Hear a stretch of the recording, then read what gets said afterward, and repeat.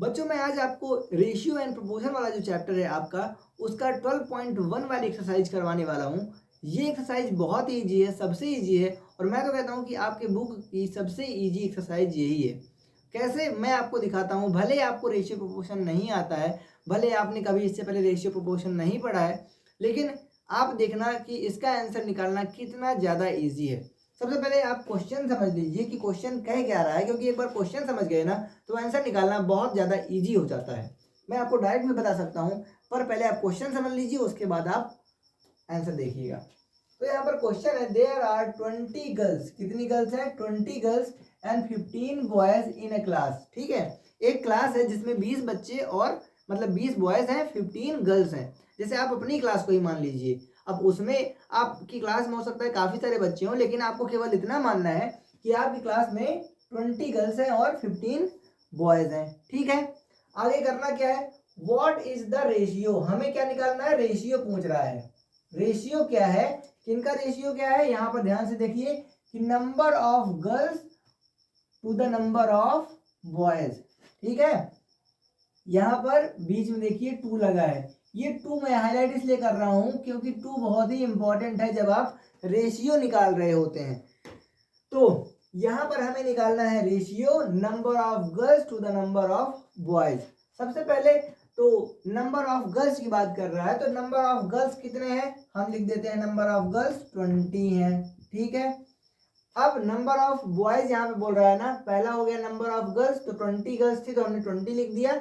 आगे number of boys है, तो नंबर ऑफ बॉयज यहाँ पर हमारे पास 15 बॉयज है, तो हम यहाँ पर लिख देते हैं 15। ठीक है, अब इसे हम सिंपलेस्ट टर्म में कन्वर्ट कर लेते हैं। 5 की टेबल पढ़िए तो कितना हो जाएगा? 5 4 या 20 और 5 3 या 15, यानी कि आंसर क्या आ गया? 4 3। तो क्या मिल गया हमें? 4:3 मिल गया हमारा आंसर। एकदम इजी है, इजी है ना। नेक्स्ट क्वेश्चन बात करते हैं बी वाले का। तो बी वाला कैसे होगा, इसको आप नोट कर लीजिए, मैं रफ कर देता हूं। ठीक है, बी वाले में आप फिर से देखिए, यहाँ पे क्या निकालना है हमें? हमें निकालना है रेशियो। किसका रेशियो निकालना है? नंबर ऑफ गर्ल्स का रेशियो निकालना है टोटल नंबर ऑफ स्टूडेंट्स से। ठीक है ना, क्लास में टोटल कितने बच्चे हैं उनका रेशियो और लड़कियों का रेशियो। तो क्लास में कितने बच्चे हैं? आप खुद सोचिए कि यहाँ पर 20 गर्ल्स और 15 बॉयज हैं, इन दोनों को ऐड कर देंगे तो टोटल बच्चों का आ जाएगा कि नहीं नंबरिंग। तो 20 + 15 कितना हुआ? 20 + 15 कितना हुआ? हो गया 35। ठीक है, तो 35 कौन है? टोटल स्टूडेंट्स हैं, राइट। ये हो गए आपके टोटल स्टूडेंट्स। अब रेशियो निकालना है किसका? Number of girls to the number of total student. तो पहले नंबर ऑफ गर्ल्स लिखा है, तो चलिए पहले नंबर ऑफ गर्ल्स लिख देते हैं। कितनी गर्ल्स है? 20 गर्ल्स है, तो लिख दिया 20। अब टोटल बच्चे कितने हैं? 35 बच्चे हैं टोटल, तो यहाँ पे लिख दिया 35। फिर से अब क्या करेंगे? वही 5 की टेबल पढ़ेंगे। 5 4 जा 5 7 जा, तो आंसर कितना आ गया? 4/7, यानी कि 4:7। ठीक है, एकदम इजी है कि नहीं है? एक बार आप क्वेश्चन समझ लीजिए तो आंसर निकालना बहुत ही आसान हो जाएगा।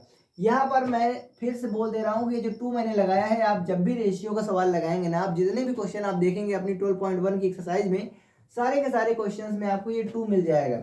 ये 2 ये बताता है कि हमें न्यूमरेटर में कौन सा टर्म रखना है और डिनोमिनेटर में कौन सा टर्म रखना है। जो पहले आ जाए, जैसे नंबर ऑफ गर्ल्स, यहाँ पर सेकंड वाले को लेते हैं, नंबर ऑफ गर्ल्स पहले है तो इसलिए ऊपर हमने नंबर ऑफ गर्ल्स रखा। 2 के बाद टोटल नंबर ऑफ स्टूडेंट्स है, इसलिए हमने नीचे टोटल नंबर ऑफ स्टूडेंट्स रखा और हो गया हमारा आंसर आ गया। ठीक है, तो अगर आपको ये समझ में आ गया है तो आप कर लीजिए और आगे की एक्सरसाइज भी आप अपने से करने की कोशिश करिए। तो अगर आपको नहीं आया है तो मैं इसके बाद वाला क्वेश्चन बताऊंगा, फिर से समझाऊंगा, आप उसे समझ लेना, हो सकता है उसमें से आपको थोड़ा सा और क्लियर हो जाए।